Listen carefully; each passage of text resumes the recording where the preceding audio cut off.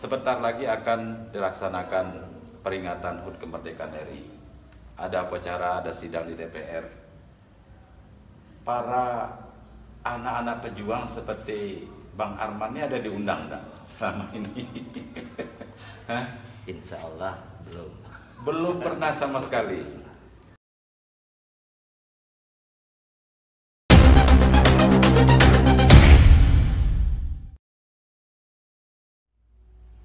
Assalamualaikum warahmatullahi wabarakatuh. Selamat siang, salam sejahtera buat kita semua. Saudara, hari ini saya sedang berada di sebuah rumah tua, yakni rumah almarhum Kolonel Abun Jani, salah seorang putra terbaik Jambi, pahlawan kita, pahlawan kemerdekaan RI. Rumah ini terletak di Jalan Ade Irma Suryani, Telanai Pura, persisnya di belakang kantor Pengadilan Negeri Jambi dan Bank 9 Jambi. Saya sengaja datang ke sini untuk berbincang dengan Bang Arman. Bang Arman Abun Jani, beliau adalah anak bungsu atau anak ke-8 dari almarhum Bapak almarhum Abun Jani. Dalam rangka memperingati Hari Kemerdekaan RI yang ke-75. Saya panggil abang, Bang, ya. Terserah. Sehat, Bang? Alhamdulillah. Alhamdulillah sehat ya. Bang, ini sudah 75 tahun Indonesia merdeka. Apa yang abang rasakan sekarang? Apa yang abang ingin sampaikan selaku anak pahlawan Jambi?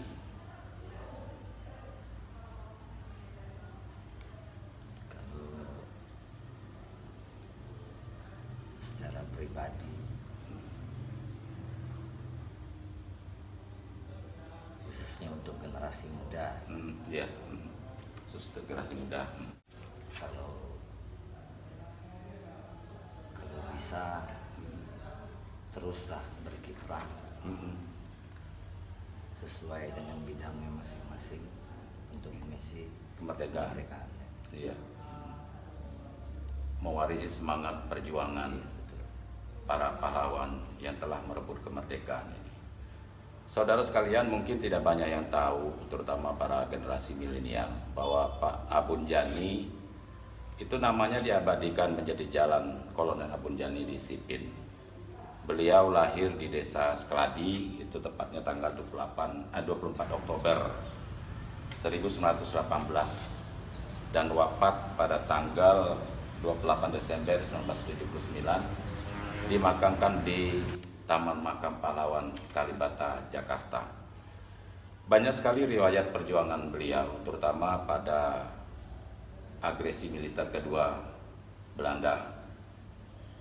Beliau telah bergerilya hampir di seluruh pelosok bumi Jambi, menghimpun para pejuang-pejuang kita, masyarakat kita untuk melawan penjajah Belanda saat itu kan. Itu cerita dari fakta sejarah, dari dokumen sejarah yang kita ketahui. Untuk lebih lengkapnya tentang siapa Kolonel Abun Jani, saudara sekalian bisa melihat di Google, itu sudah banyak yang menulis. Tetapi kita di sini akan bicara tentang kediaman Pak Abun Jani sebagai aset sejarah yang sampai hari ini rumah yang terletak di atas tanah lebih kurang 1,2 hektar dengan luas bangunan mungkin lebih kurang 50 meter dan terdiri dari 2 lantai. Di rumah ini banyak tersimpan peninggalan-peninggalan bersejarah, dan luar biasa almarhum membangun rumah ini tahun 1962 ya. Membangun rumah ini tahun 1962. Uniknya rumah ini tidak hanya sekedar sebuah bangunan yang kokoh yang dulu bisa helikopter mendarat di sini, helipad. Rumah ini juga terdiri dari 17 kamar. 17 kamar artinya menggambarkan angka keramat 17 Agustus. Kemudian kolam renang yang ada di belakang, nanti kita akan tampilkan fotonya di sini.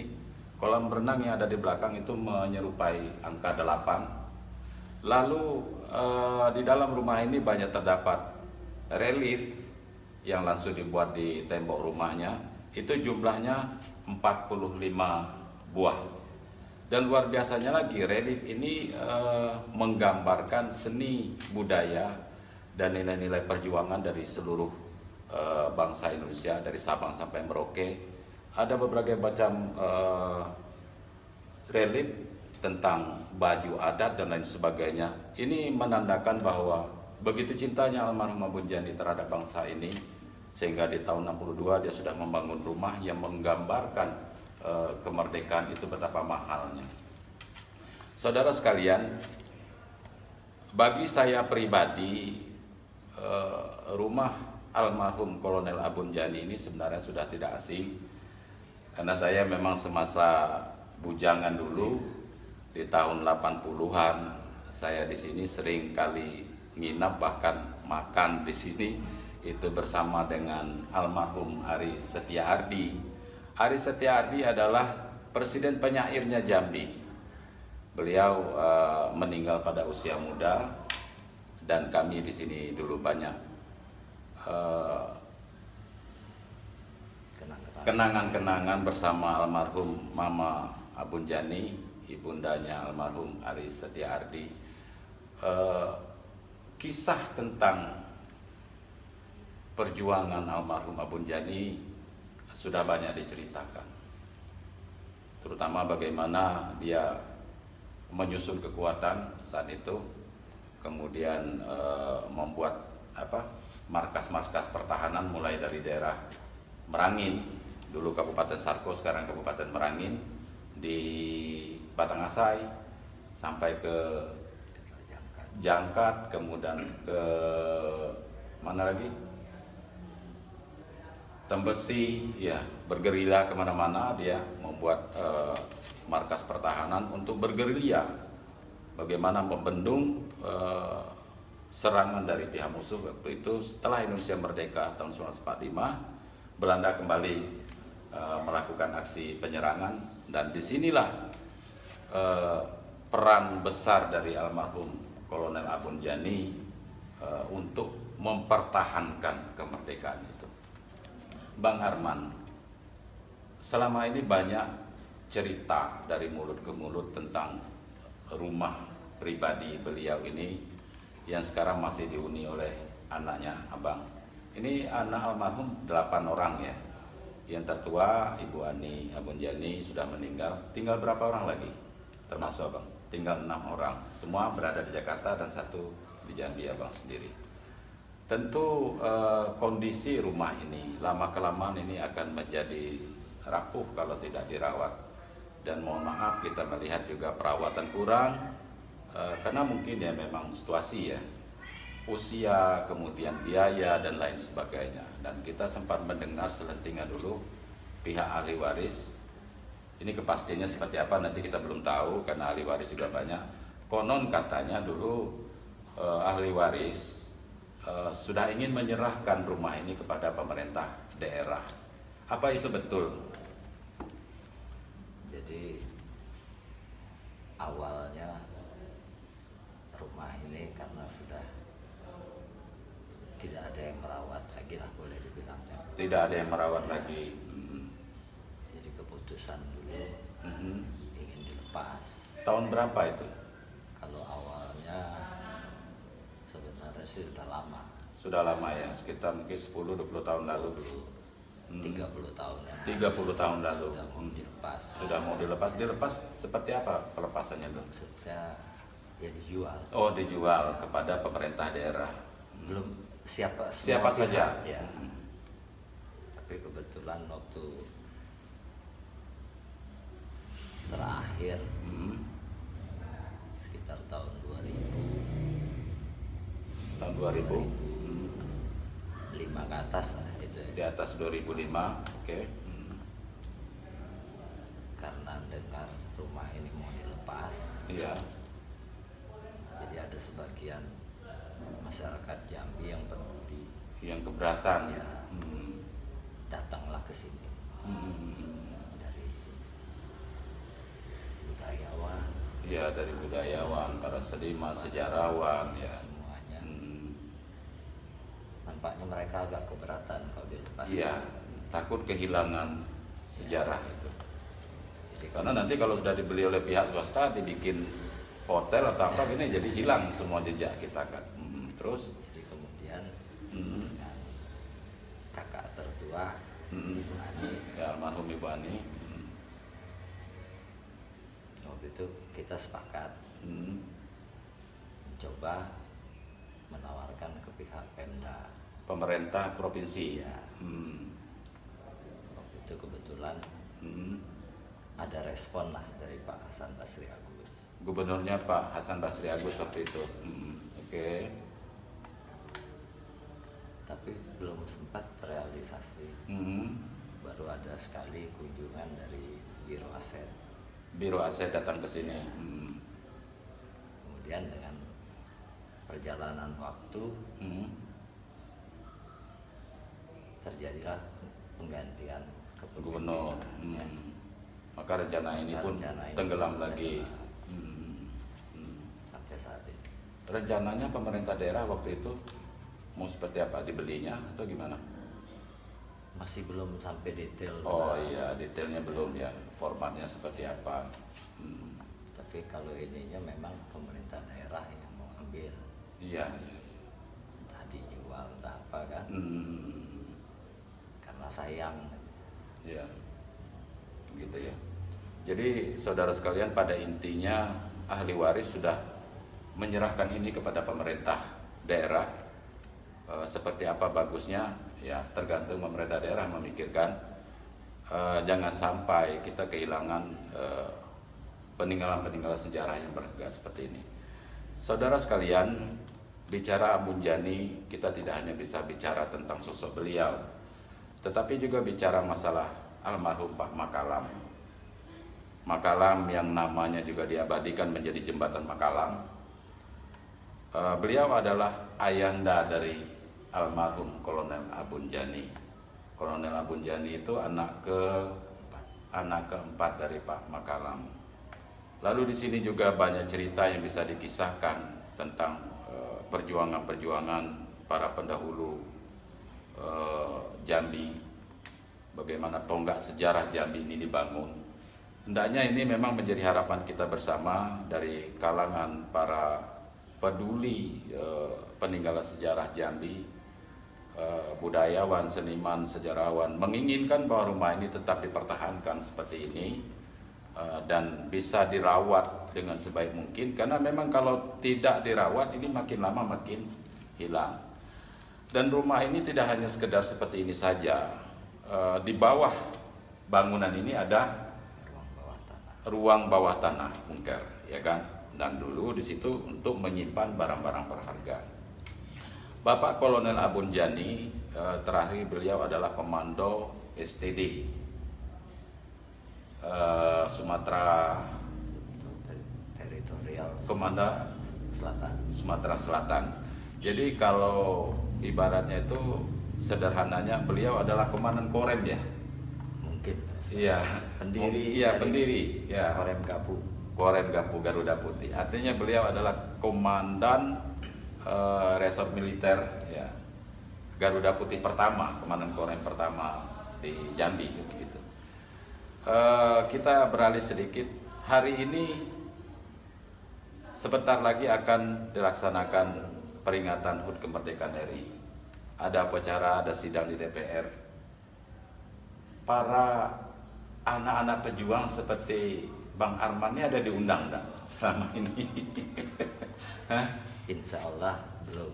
Belum pernah sama sekali. Luar biasa saudara sekalian.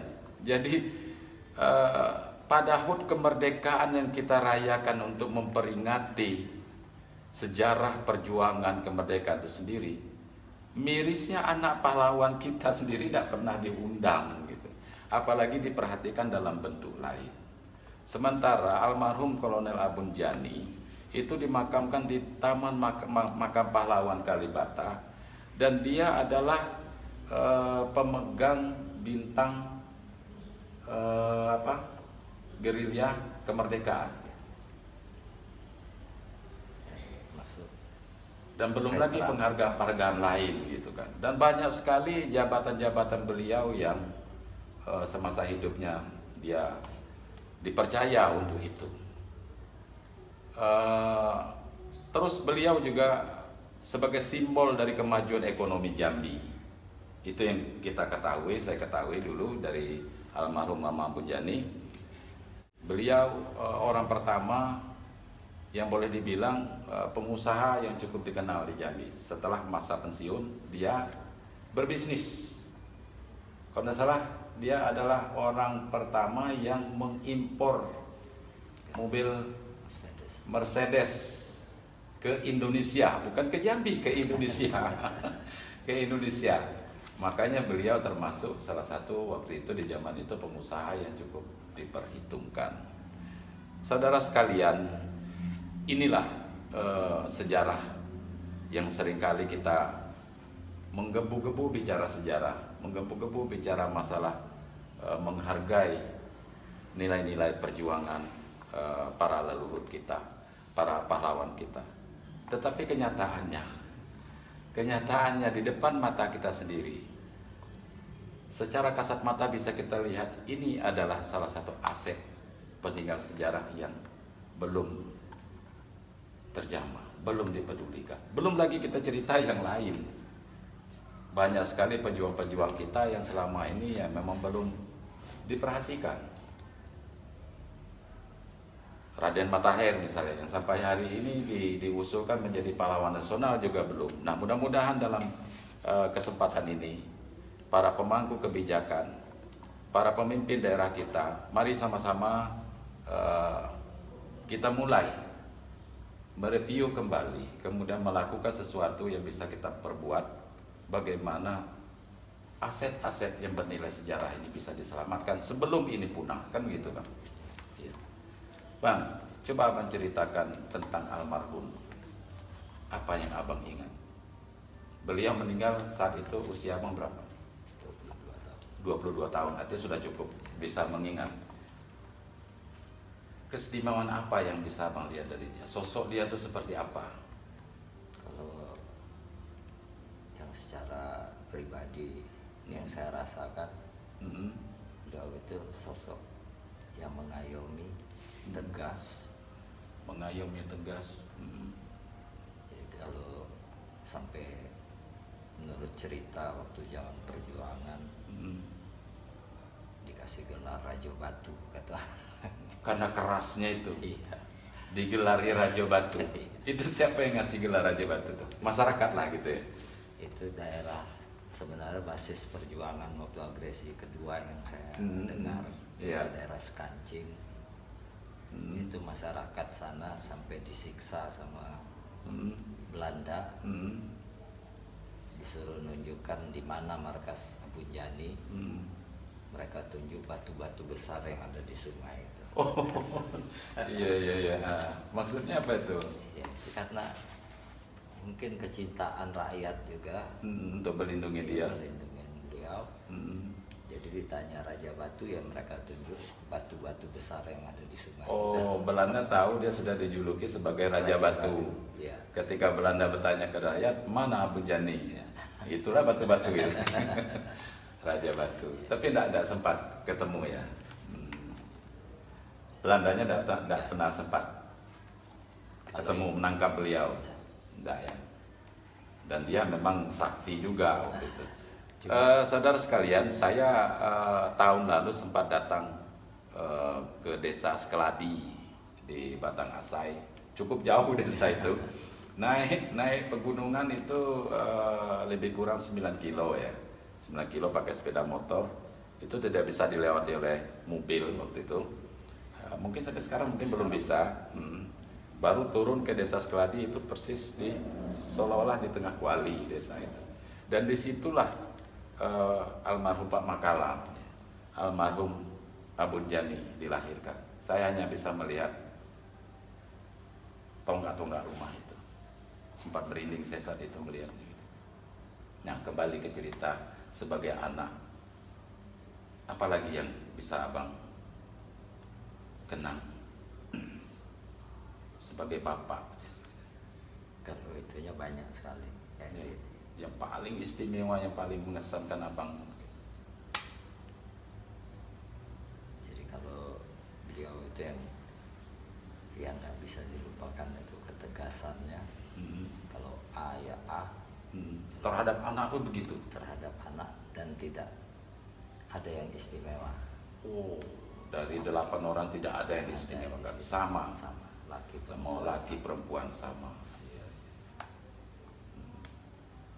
Beliau juga pergaulannya cukup luas. Alhamdulillah. Ya kelihatan di sini kan ini waktu nikahnya almarhum Ibu Ani Abunjani ya, dihadiri oleh Presiden Soekarno. Ini ada siapa?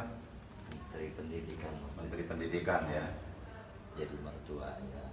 Oh iya, karena Ibu Ani menikah dengan Pak Untung almarhum, anak dari Menteri Pendidikan saat itu. Ini banyak sekali saudara foto-foto yang bernilai sejarah di sini. Di belakang kita ada lukisan almarhum Kolonel Abunjani. Nanti kita shoot lebih jelas. Foto-foto bersama keluarga Pak Soekarno juga ada. Itu menandakan betapa pergaulan almarhum tidak hanya di Jambi tapi juga menasional. Di sini juga ada foto, itu sepertinya Ibu Tin, bukan? Oh ya, Pak Harto. Pak Harto dan Ibu Tin juga hadir. Itu pernikahan siapa? Adik ibu. Oh, adik ibu. Ada masih almarhum Pak Abunjani sepertinya. Ya. Ada Pak Harto datang, waktu itu Pak Harto sudah Masih di periode pertama presiden ya? Belum. Masih di Kostrad. Oh, masih di Kostrad, belum menjadi presiden saat itu ya? Oh, ya. Udah menjadi teman baik beliau. Luar biasa. Jadi saudara sekalian, kita tidak banyak bicara tentang siapa Abunjani karena itu sudah bisa baca di buku, juga sudah ada, kemudian di Google juga bisa kita akses informasi tentang beliau, tapi lebih lagi kepada masalah aset yang ada ini mau dijadikan apa? Pemerintah daerah maunya seperti apa? Dan pada prinsipnya ahli waris sudah siap. Karena mereka juga tidak ingin kehilangan nilai-nilai sejarah ini. Andai saja rumah ini pada akhirnya jatuh ke pihak swasta, nah tentu kita tidak akan bisa lagi melihat ini. Mungkin saja ini akan dijadikan hotel, ya kan Bang? Atau dijadikan tempat lain, sehingga kita tidak lagi bisa melihat indahnya lukisan-lukisan masa lalu di sini, relief segala macam, dan kita tidak lagi bisa bercerita bahwa ini adalah kediaman pribadi pahlawan kita Kolonel Abunjani. Apalagi yang ingin Abang sampaikan, terutama ya masalah almarhum lah.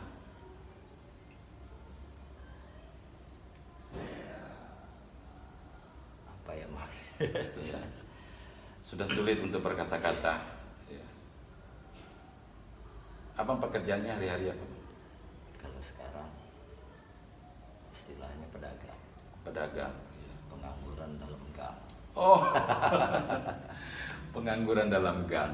Ya itu realita, itu fakta yang tidak bisa kita bohongin ya, kita sembunyikan bahwa anak almarhum Abunjani ya sampai sekarang menjadi terpaksa menganggur gitu ya. Apa tadi istilahnya Bang?